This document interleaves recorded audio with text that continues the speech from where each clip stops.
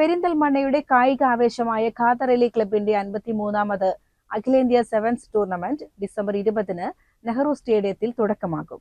ആധുനിക സൗകര്യങ്ങളോടെ കാലോചിതമായ മാറ്റങ്ങളുമായാണ് ഇത്തവണ 20 പ്രമുഖ ടീമുകൾ മാറ്റുരയ്ക്കുന്നത്. ടൂർണമെന്റിന്റെ വിജയത്തിനായി സംഘാടക സമിതി രൂപീകരിച്ചു.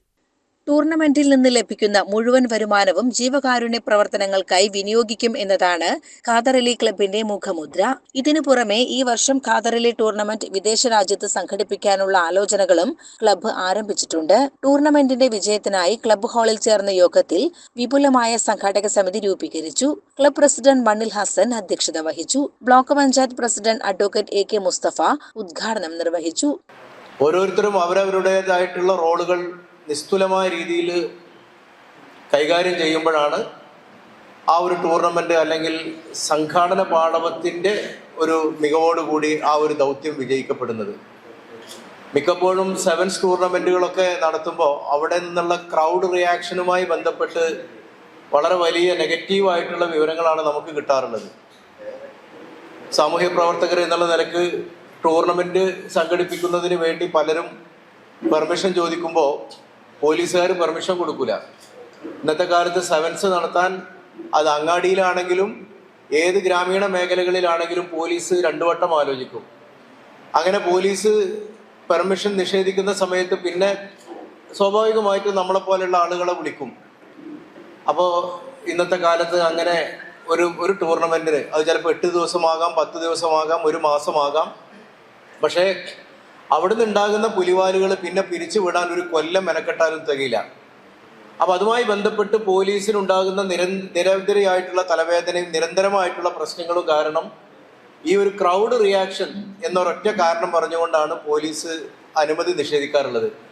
പക്ഷെ ഇവിടെ പറഞ്ഞില്ലേ, അങ്ങനെ ഒരു അനുഭവം ഖാദർ അലി ക്ലബിന്റെ കാര്യത്തിൽ ഇതുവരെ ഉണ്ടായിട്ടില്ല. അല്ലറ ജില്ലാ പ്രശ്നങ്ങളൊക്കെ ഉണ്ടാകും. ആവേശം തിമിർത്താടുമ്പോൾ സ്വാഭാവികമായിട്ടും കുറച്ച് ആളുകളൊക്കെ ഒന്ന് ചില പരിശ്രമങ്ങളും ശ്രമങ്ങളും ഉദ്യമങ്ങളും ഒക്കെ നടത്തി നോക്കും. അത് അതിൻ്റെ മുളയിൽ തന്നെ നുള്ളി വളരെ സമാധാനപരമായ രീതിയിൽ നമ്മുടെ ടൂർണമെന്റ് പര്യവസാനിപ്പിക്കാനുള്ള എല്ലാ ക്രമീകരണങ്ങളും നമ്മൾ നടത്താറുണ്ട്. അത് വിജയിക്കാറുമുണ്ട്.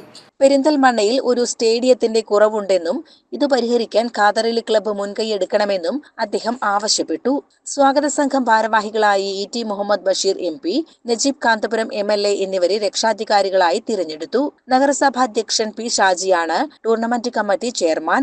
പച്ചീരി ഫാറൂഖ് ജനറൽ കൺവീനറായും മണ്ണിൽ ഹസൻ ട്രഷററായും CH മുസ്തഫ വർക്കിംഗ് പ്രസിഡന്റായുമുള്ള 201 അംഗ സംഘാടക സമിതിക്കാണ് മേൽനോട്ട ചുമതല. ജനറൽ സെക്രട്ടറി പച്ചീരി ഫാറൂഖ് സ്വാഗതവും സെക്രട്ടറി H മുഹമ്മദ് ഖാൻ നന്ദിയും പറഞ്ഞു.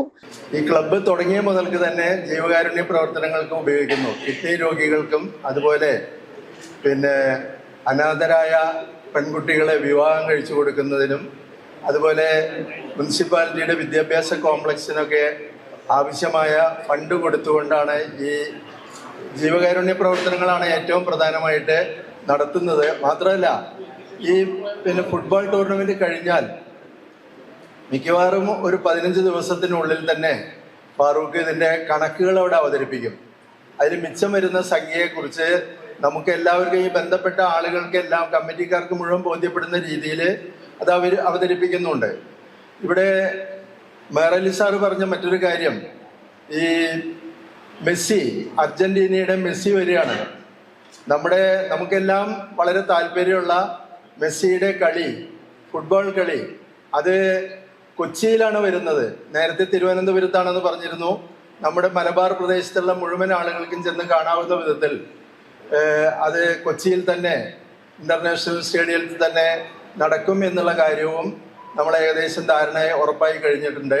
വിവിധ മേഖലകളിലെ പ്രമുഖരായ ADM NM Mehrali, NP Unnikrishnan, Aranjikkal Anandan, doctor Nilar Muhammad ഉൾപ്പെടെയുള്ളവർ യോഗത്തിൽ സംസാരിച്ചു. CCN പെരിന്തൽമണ്ണ.